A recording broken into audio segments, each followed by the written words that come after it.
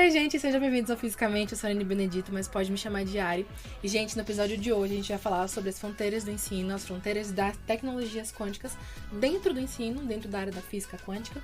E para isso, hoje eu trouxe uma pessoa aqui muito especial, que eu gosto muito, que eu admiro muito, que foi meu professor de Metodologia e Prática do Ensino da Física 2. E como foi muito importante para minha formação, quis trazer para o podcast também, que eu acredito que vai ser um grande... vai acrescentar muito ao podcast. Então, fiquem com ele agora que vai se apresentar, então se apresente pra gente, por favor. Meu nome é Diego Pereira dos Santos, sou professor do Instituto Federal da Bahia, campus Salvador. Estou nesse campus pouco mais de um ano, venho através de uma redistribuição do Instituto Federal do Paraná, campus Foz do Iguaçu. Trabalho na rede federal já há quase 9 anos, porém já tenho uma experiência com o ensino de física próximo aí dos 20 anos de sala de aula, né? Minha formação essencialmente se dá a partir da sala de aula, não tenho uma carreira acadêmica tão robusta, mas acredito que a sala de aula é um espaço muito privilegiado, né, para se pensar o que os institutos e as universidades almejam, que é a ideia da indissociabilidade entre ensino, pesquisa e extensão. Então, eu acho que o maior laboratório para quem deseja pesquisar ensino de física é a sala de aula, né? O chão da sala de aula, nosso chão de fábrica, né? Digamos assim.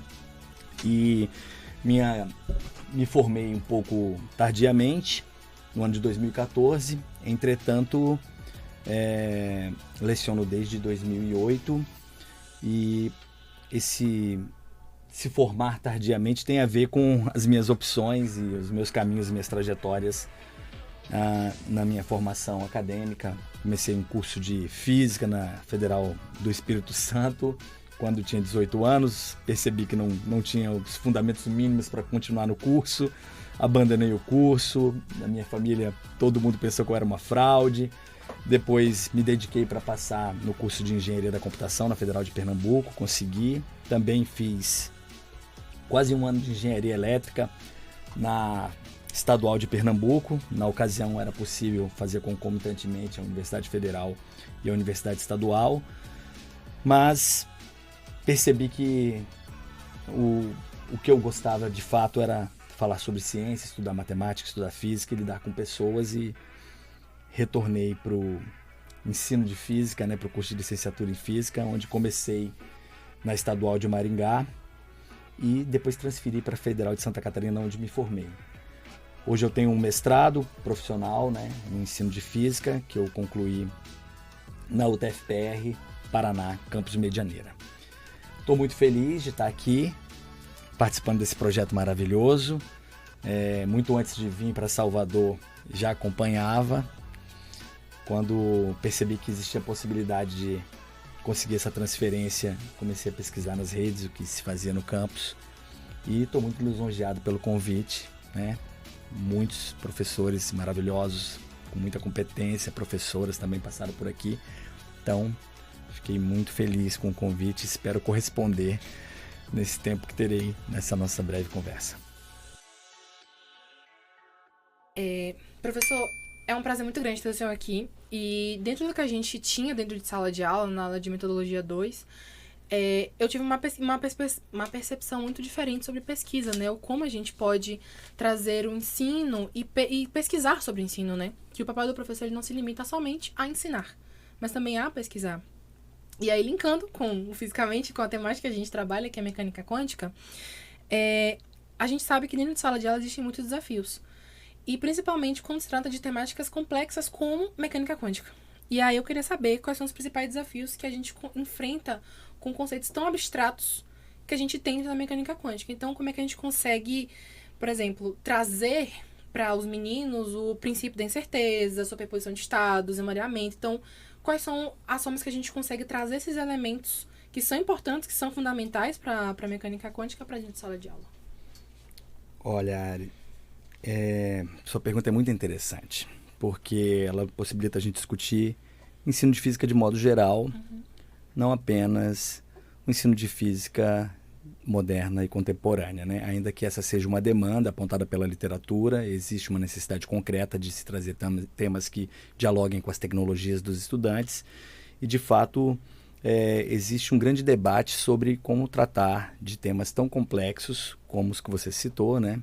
Superposição, princípio da incerteza, com estudantes do ensino fundamental, né? Ensino médio, ensino técnico integrado, que é a nossa realidade aqui nos institutos federais.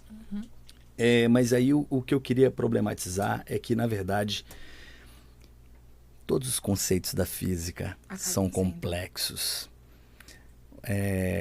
Entretanto, a tradição cristaliza-se sobre nós em nossas práticas e a gente tende a acreditar que conceitos que são extremamente complexos, inclusive relacionados à física clássica, são conceitos triviais. Eu tive uma experiência no início da minha formação como docente que me mostrou isso, que os conceitos, se a gente parar para pensar, todos eles são muito complexos, né, no que diz respeito à ciência, matemática, física, né, química, biologia. Eu tive a oportunidade de lecionar no início da minha carreira para estudantes do 6º ano, matemática. E aí o que parecia para mim muito trivial, para eles não eram tão trivial. Não era tão trivial. E aí o que eu percebi que o que era de fato complexo não era entender aqueles conceitos, mas sim levar uma estratégia para que eles pudessem pensar sobre aqueles conceitos. E aí, dado o tempo que eu tenho de sala de aula, eu tenho me permitido pensar, né, algumas questões que eu acho que vai nos ajudar a entender onde reside a dificuldade no que você colocou. E o que eu vou falar aqui não necessariamente se restringe ao ensino de física moderna e contemporânea, mas a física de modo geral, né? Eu acho que a gente precisa entender que a dificuldade reside em dar sentido ao ensino de física, né? Então, eu gosto de levar para minhas aulas, principalmente as aulas relacionadas à metodologia de ensino, oficina de ensino-aprendizagem, que são disciplinas que eu ministrava no Instituto Federal do Paraná antes de vir para Salvador.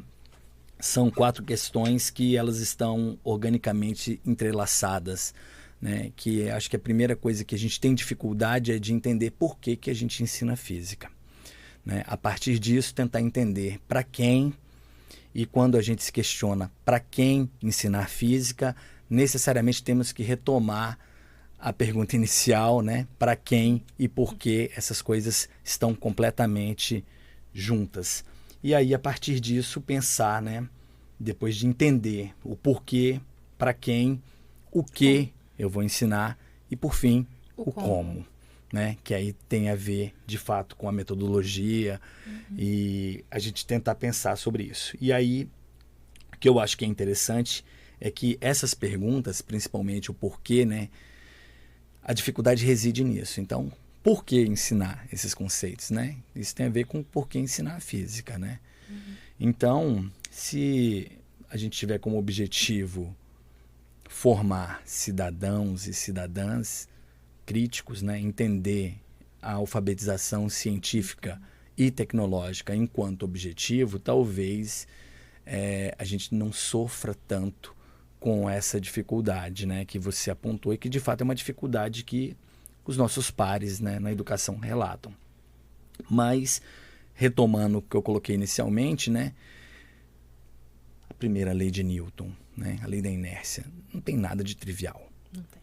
E você vê que não existe esse apelo tão grande, né, em se pensar isso. Então, o que é espaço, o que é tempo, né? São conceitos complexos também. Então, a gente tem que começar a pensar, né, o porquê de determinadas abordagens, né? E aí, a tradição ela é traiçoeira, porque a tradição no ensino de física nos diz que no final de uma trajetória, numa formação do ensino médio, às vezes você tem profissionais com mais capacitação em determinadas áreas e quando você retoma qual foi a experiência que eles tiveram no ensino de física, as experiências são desastrosas. E conceitos básicos relacionados ao que é ciência, ao que é tecnologia, ficam meio vagos e eles têm dificuldades de entender, como, por exemplo, o que é trocar uma resistência de um chuveiro, o que define um chuveiro, né, elétrico, enfim, coisas muito elementares, né? Então, a tradição termina fazendo com que a gente imagine que a gente tem sempre que explorar determinados modelos matemáticos, né? com condições muito idealizadas que, quando a gente começa a pensar de fato o que é a construção da física e da tecnologia em sua realidade, está muito longe, né? As idealizações que a gente traz para a sala de aula, e a gente termina sobrecarregando, né, a física com a matemática, e aí gera essa confusão. Às vezes os estudantes não sabem nem, ao final de um percurso, um itinerário formativo, se eles tiveram uma aula de física ou uma aula de matemática, né? Então, assim, a física, ela obviamente é uma disciplina que exige modelos matemáticos, né, para sua interpretação da natureza, dos fenômenos da natureza, mas esses modelos matemáticos, eles também precisam de interpretações filosóficas, né, que dão consistência a esses modelos, né? E o que acontece ao longo da física é que, inclusive, essas interpretações filosóficas, elas se alteram, né, ao longo da história da física.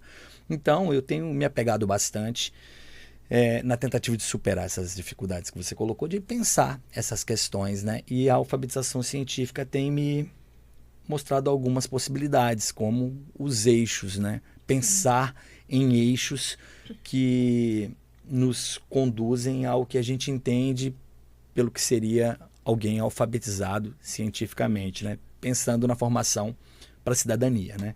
Então, existe um eixo que diz respeito à compreensão de termos, conceitos básicos, né? Que é o que, historicamente, na tradição a gente tenta fazer, mas quando a gente traz isso fora de contexto, volta a ser o problema que eu relatei antes, que é o ensino por si só de matemática e de funções matemáticas, né?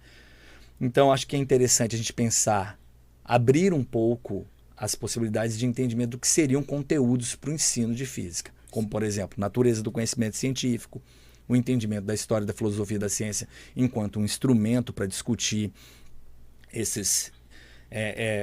o que nós entendemos por natureza do conhecimento científico, né, os fatores éticos que determinam o que é fazer ciência, né, o que é produzir tecnologia, a diferença entre ciência e tecnologia, que muitas pessoas confundem, terminam entendendo que a tecnologia é um subproduto da ciência. Sim. E a gente termina por perpetuar imagens distorcidas do que a gente entende por atividade científica, né, e tecnológica. E, acima de tudo, tentar entender, né, e tentar levar, enquanto conteúdo para os nossos estudantes, as relações entre ciência, tecnologia, sociedade e meio ambiente. Então, nesse sentido, retomando a sua pergunta, né, eu acho que se a gente começar a repensar o que nós chamamos de conteúdos propriamente ditos, a gente vai perceber que a mecânica quântica é muito rica, a física moderna e contemporânea é muito rica, porque ela nos possibilita discutir a natureza do conhecimento científico, né? As mudanças paradigmáticas que ocorrem ao longo da história, né? As mudanças dos modelos em virtudes das alterações dessas interpretações que eu coloquei filosóficas, que dão sustentação de pano de fundo para esses modelos matemáticos, as relações, né, entre ciência, tecnologia e sociedade, as implicações para tal, né? Então, por exemplo, hoje, né, nós vivemos uma grande discussão sobre o que são as terras raras, né? Os interesses norte-americanos com relação às terras raras no território brasileiro.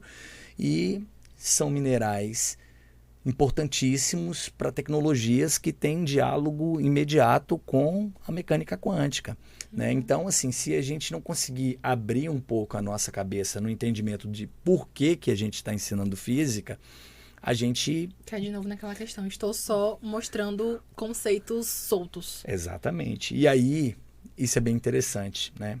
Porque a gente também já teve a oportunidade de conversar pelos corredores, né? Uhum. E aí, quando a gente se apega demais ao modelo matemático, a gente sempre começa a procurar os pré-requisitos para tal. E aí começa um jogo de responsabilidade.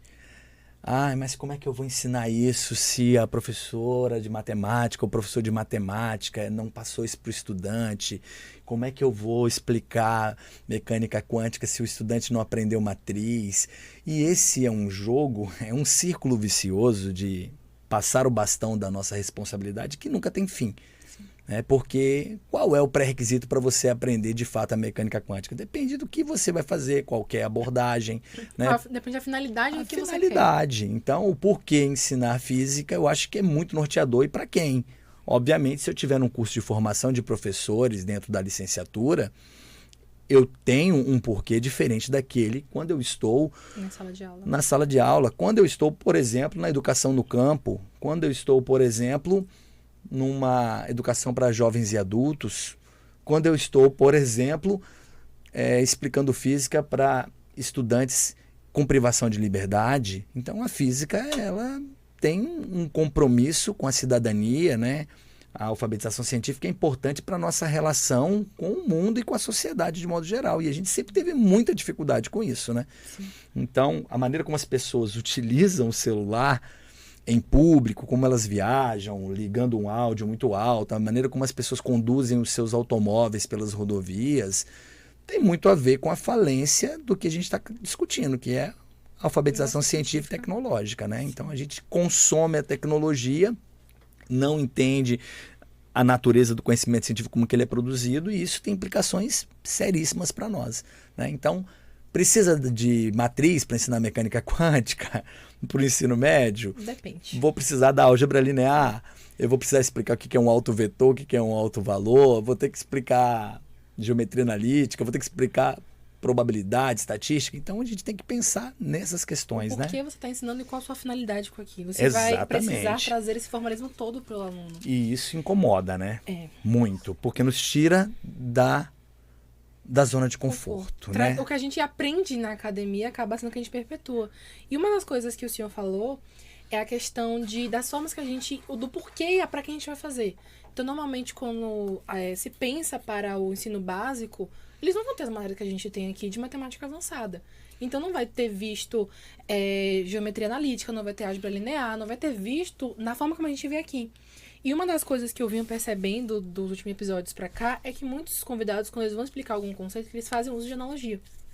E aí, dentro dessa perspectiva do ensino para a educação básica, como é que essas analogias elas podem ou ajudar ou atrapalhar? Como é que elas se posicionam dentro de conceitos como esses, por exemplo? E não só na mecânica quântica, como o senhor já abriu, na questão de outras temáticas também, mas o como é que as analogias em si, elas podem ser uma ferramenta que vai super me ajudar ou, enfim, confundiu mais a cabeça do menino do que já estava. Pois então. Essa é uma outra questão muito interessante, né? Não só para o ensino de física, como também para a própria natureza do conhecimento científico, né? A maneira como algumas teorias se desenvolveram foi a partir da apropriação de analogia com teorias que já existiam e já se tinha conhecimento. Na verdade, isso é um certo padrão de comportamento nosso de buscar similaridade com o que já conhecemos, né? Sim. Entretanto, quando a gente vai pensar isso no ensino de física de modo geral, física moderna, contemporânea, física clássica, né? Existe um problema que é muito sério, né? Que às vezes a gente confunde o que é uma analogia com uma metáfora. Inclusive, tem muitos estudos sobre isso, né? Se você buscar no Google Acadêmico, você vai encontrar diversos estudos sobre isso. Eu, inclusive, pensava em fazer um mestrado sobre essa área, né? Terminou que o meu mestrado, na verdade, foi sobre ensino de teoria da relatividade através dos diagramas de Minkowski, tendo a teoria dos campos conceituais do Vernet como suporte metodológico, né?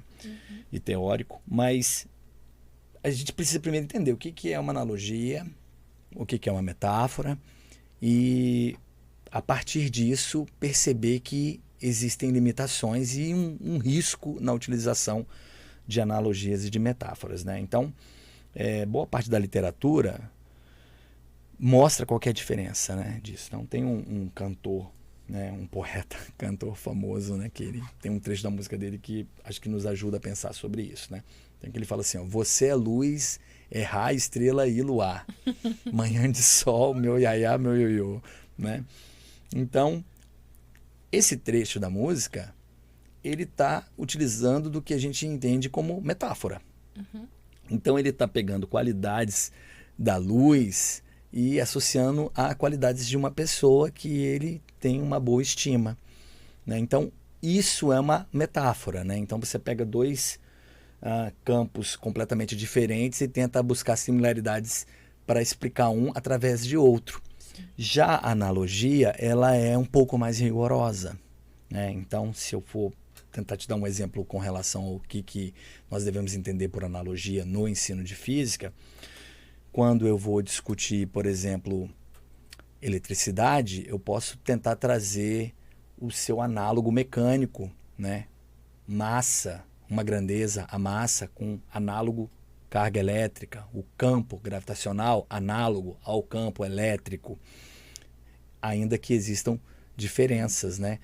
Então, a gente, quando vai fazer uma analogia no ensino de física, a gente tem que cuidar para entender se a gente está no mesmo campo de comparação, né? Inclusive, é possível tratar da analogia nas diferenças. E é um recurso fantástico.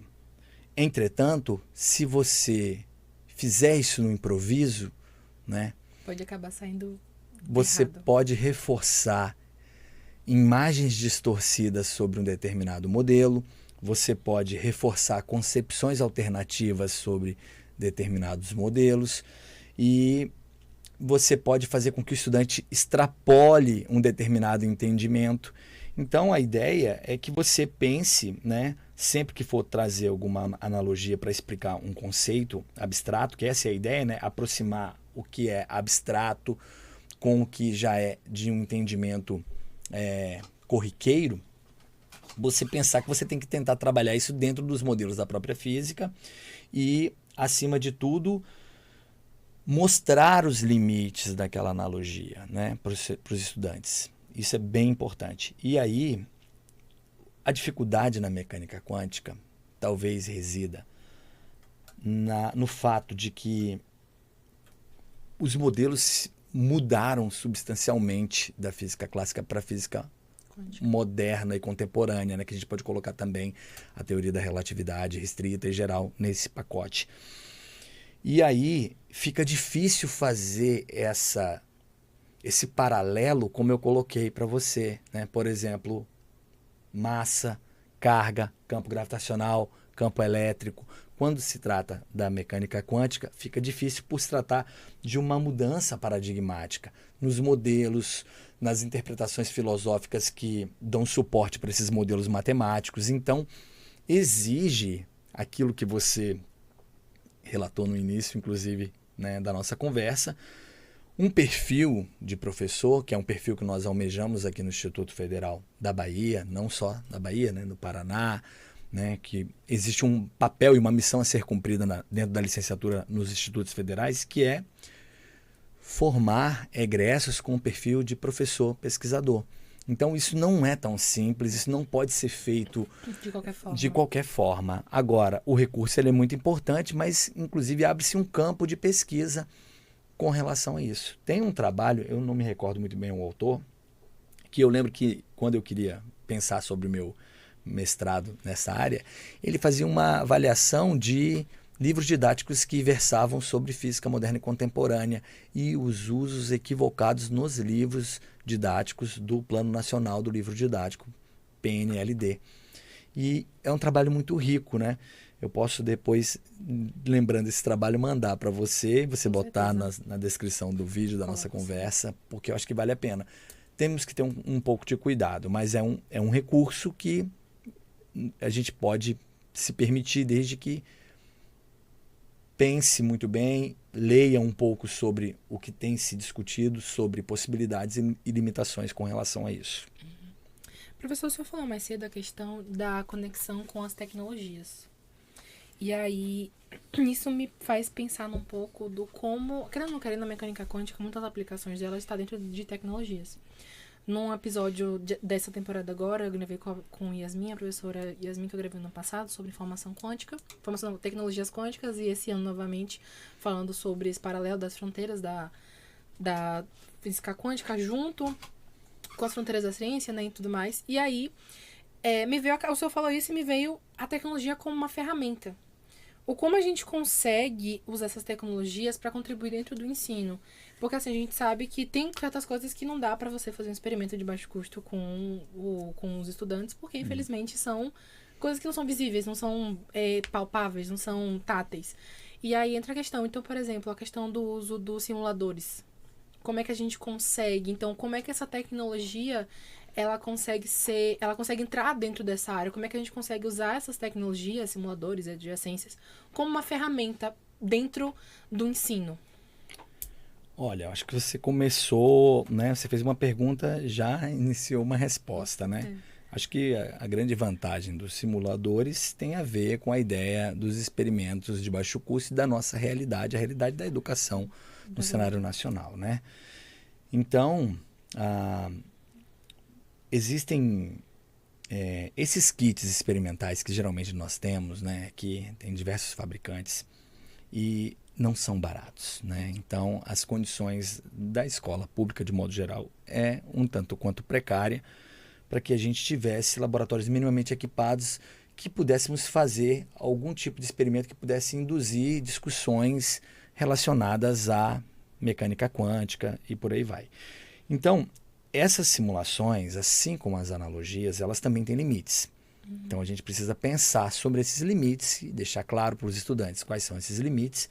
Mas o que eu vejo de grande potencialidade, né, nas simulações é, primeiro, que a gente tem que entender que é um instrumento.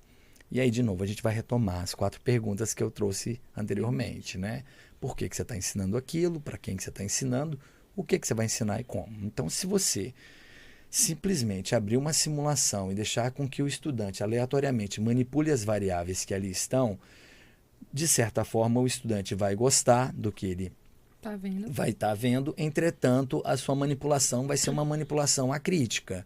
Então é interessante que a gente comece a pensar, por exemplo, voltando à ideia da alfabetização científica, existem alguns indicadores de progresso com relação à alfabetização científica que tem a ver com a nossa capacidade de coletar informações, organizar as informações, seriar informações, gerar e pensar em hipóteses sobre determinados problemas. Então, ter um raciocínio proporcional, ter um raciocínio lógico. Então, essas simulações, o fato de nós podermos alterar uma grandeza, um determinado parâmetro de um determinado experimento virtual e observar o que acontece dentro dos limites, como eu coloquei anteriormente, voltar, testar novamente e você não ter um custo, não ter digamos assim, o estudante ele não fica receioso de quebrar um equipamento, então ele fica mais destemido. Se pensado dessa forma, novamente, com uma intencionalidade, um planejamento para tal e não uma coisa muito espontaneísta e imediatista, né? Eu acho que esses 2 conceitos eu gosto sempre de trazer, não só para o ensino de física, mas para a vida política como um todo, né? A gente termina, a maneira como nós estamos nos relacionando tem nos tornado cada vez mais espontaneístas e imediatistas, né? E isso tem a ver com a precariedade da carreira docente também. Por isso que é importante a gente nunca esquecer a dimensão política da nossa categoria, né?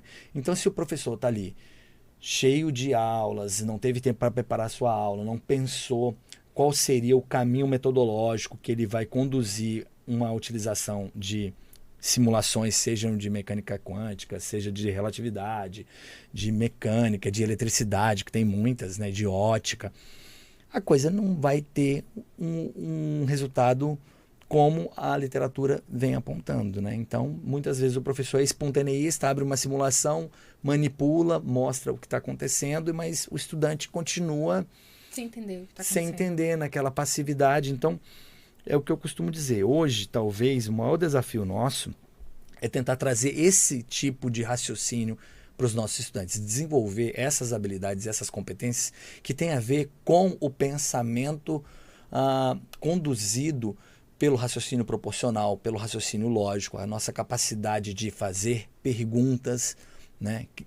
Questionar é muito mais importante do que receber respostas. Que tá ligado também ao pensamento crítico do aluno. Exato. Então, eu acho que é muito importante a gente começar a pensar nisso, porque o nosso problema hoje não é o acesso à informação. O nosso problema hoje é a maneira como nós lidamos com a quantidade de informação que temos, né? Sim. Então, isso também serve para a maneira como nós vamos se apropriar desses instrumentos, né, mediadores de nossas aulas, né? Dentro da ciência, da física, química e por aí vai. O senhor falou uma coisa aí que me fez pensar numa coisa que o senhor falou durante as aulas, que era o como a gente acaba... A diferença de um professor para um engenheiro.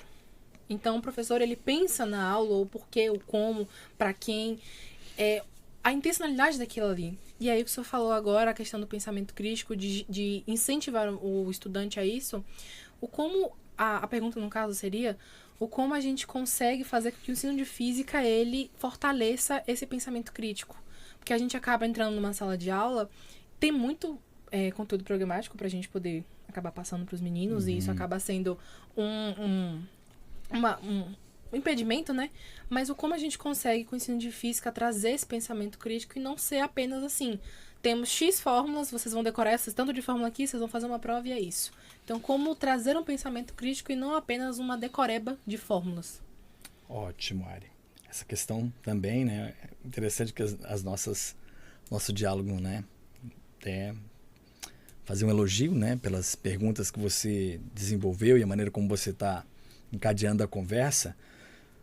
Tá tudo ligado, né? Então, isso aí a gente volta lá na primeira pergunta que você me fez, que tem a ver com os desafios de discutir conceitos abstratos como superposição, o princípio da incerteza da mecânica quântica, né? Então, mais um problema ligado à tradição no ensino de física é a gente acreditar que os conteúdos são um fim e não um meio, né? Então, novamente, isso tem a ver com aquilo que a gente conversou, né? Dos pré-requisitos para se ensinar alguma coisa. Então, a gente começa a passar as responsabilidades com relação ao que a gente quer ensinar, sempre alegando que nunca há um pré-requisito satisfeito para o que você pretende ensinar.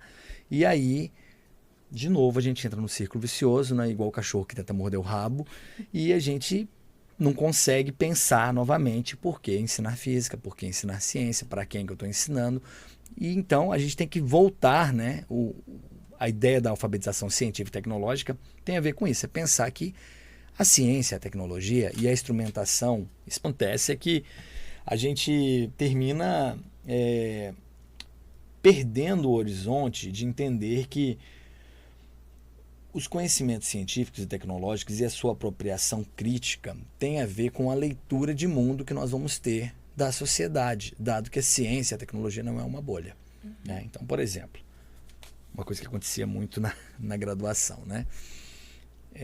Você talvez não tenha vivido isso, dado que a sua formação é aqui no IFBA, né? Mas quando eu tive minha formação numa federal, assim, tinha muitos debates com os colegas do bacharelado, que era a história de que tinha a pretensão de fazer pesquisa na física dura, né? E era justa e é realmente interessante, e eu mais aptidão para o ensino, e aí sempre tem aquele debate, né? Como você retomou a diferença do engenheiro para o professor, aquele debate. Você vai aprender menos física do que eu, porque você vai ter um monte de encheção de linguiça, né? O termo utilizado era esse, encheção de... Não sei se aqui na Bahia usa esse termo, né? Encher linguiça é algo, né, que talvez não seja tão nutritivo, né? Pensa numa alimentação, um ultraprocessado não tem nada de legal, né? Sim. Então a gente tem que pensar logo nisso. E aí você vai aprender um monte de coisa de teorias pedagógicas, isso aí não tem muito, não vai te servir para muita coisa. E todo mundo pensa que, na verdade, ser professor é simplesmente você falar o que você entendeu. Não é assim, sabe? Então, a maneira como você lida com o conhecimento, o seu livro, né, o seu computador, o seu tablet e o acesso que você tem à informação e a maneira como você processa isso, né, dentro das suas capacidades cognitivas é uma coisa. Outra coisa é, a partir daí, tentar se comunicar com relação à sua intencionalidade enquanto professor, e aí retoma o que é o porquê, para quem, o que e como, né, dentro do que você falou. Nossa, a gente tem muito conteúdo para explicar, mas a gente precisa explicar tudo aquilo? Se a gente perder o horizonte do porquê, para quem, o que e como, a gente nunca vai ter fim, nunca vai concluir, as emendas vão estar sempre abarrotadas de coisa, né? Então, tem muito a ver com isso, né? A gente tentar entender que a ciência e a tecnologia, o seu entendimento, nos possibilita, inclusive eu gosto sempre de pensar na perspectiva de formação de filhos da classe trabalhadora, como instrumentos de emancipação da classe trabalhadora, por que não? Né? Então, se a gente só pensar que o estudante tem que entender um conjunto de conceitos abstratos da matemática e a gente não entender o que a gente diz quando mencionamos ensino de física para a cidadania, né, aí a gente volta àquilo que eu estava falando dos meus colegas de formação, que queriam fazer física, queriam fazer pesquisa num país capitalista, periférico, dependente Então, a gente aprende física, mas a gente não aprende, por exemplo, as relações entre ciência, tecnologia e sociedade, que não nos possibilita entender que tipo de ciência que se faz no nosso país, né? Por que a gente tem uma dependência com agronegócio até hoje, por falta de capacidade nossa? Não, a gente esquece de mencionar o processo de violência na formação social do nosso país. Então, quando você vai explicar física, você tem que tentar trazer tudo isso que tem a ver com os eixos da alfabetização científica, né? Compreensão de conceitos e termos básicos, natureza do conhecimento científico, relação à ciência, tecnologia e sociedade. Se a gente conseguir pensar dessa forma e trazer esse tipo de imagem da física para os nossos estudantes, da química, da biologia, certamente a gente vai estar formando cidadãos e cidadãs que vão ter um olhar muito mais crítico para todas as outras esferas da sociedade, para além do que vai ser exigido na prova dele. Sim. Né? Professor, é sempre muito bom conversar com o senhor sobre, e até mesmo porque o senhor, o que eu falava nas aulas, né? O senhor sempre traz palavras muito bonitas e eu gosto de pegá-las para mim e colocar dentro do meu vocabulário. Mas os pontos que o senhor traz no episódio, que o senhor falou hoje, são pontos que, assim, para a educação básica, para não só a educação básica, mas para dentro de um contexto de educação no geral, seja em nível superior, ele agrega muito pra gente, porque a gente acaba olhando não só o assunto que a gente tá, mas o porquê estamos ali, o meio que estamos ali, e até mesmo a finalidade do porquê e o como vamos estar ali, né? Então, muito obrigada por ter aceitado, por ter vindo participar. Se o senhor quiser dizer mais alguma coisa, fica à vontade. Olha, eu queria agradecer a oportunidade de estar aqui, né? Tão pouco tempo, ser convidado para um projeto tão grandioso, tão importante para nós, né? Para os estudantes da licenciatura, você conduzindo essa conversa com maestria. Parabéns pelo trabalho, pelos idealizadores, aqueles que te ajudam a manter isso daqui. Eu sei o trabalho que é, né? Eu sei o quanto você ficava apreensiva nas aulas, dadas as responsabilidades da pesquisa, a gente conversava sobre isso, né? Então, assim, eu gostaria de agradecer essa oportunidade e dizer que estou aberto a gente continuar conversando, e a gente poderíamos ficar aqui por horas batendo esse papo e abrindo várias possibilidades de discussão, porque é isso, a física ela se conecta com a sociedade de modo muito amplo, o ensino de física também. E aí, é que nem uma cebola, quanto mais o senhor descasca, mais camadas você tem. Então, exato. É um assunto que eu acho que vai ter muito, não vai se encerrar nunca, porque sempre vai existir uma nova temática, uma nova coisa, uma nova questão a ser discutida. Perfeito. E aí eu queria finalizar, né, retomando aquilo que eu coloquei no início, né? Não tem nada trivial na física. Absolutamente nada, né? Desde a cinemática, né? Desde quando você pega aí um bloquinho escorregando num plano, quando você começa a tratar um corpo extenso como um ponto material, isso é tão abstrato quanto superposição, quanto o princípio da incerteza. Entretanto, a gente cristalizou uma prática que acredita que isso é trivial. Então, pense, né, quando estiver com essas angústias, pense que explicar matemática elementar para estudantes do ensino fundamental também é muito complexo, ainda que os conceitos para nós sejam tanto quanto triviais. E é isso que vai fazer diferença na sua atuação enquanto professora. Não basta você entender, você precisa pensar como levar o que você entendeu, trabalhar com uma diversidade em sala de aula, pensar num pluralismo metodológico, que só isso possibilita a gente atender a diversidade de uma sala de aula. E o trabalho é árduo, é muito árduo e exige pensar para além da aula, né? Então a aula, tanto para o estudante quanto para o professor, é apenas a ponta do iceberg. Para o estudante não deve se contentar nunca só com aquela aula que foi lecionada. Para o professor, né, o que ele apresenta ali, ele tem que se preparar muito para levar aquele pouco de conhecimento naquele tempo limitado.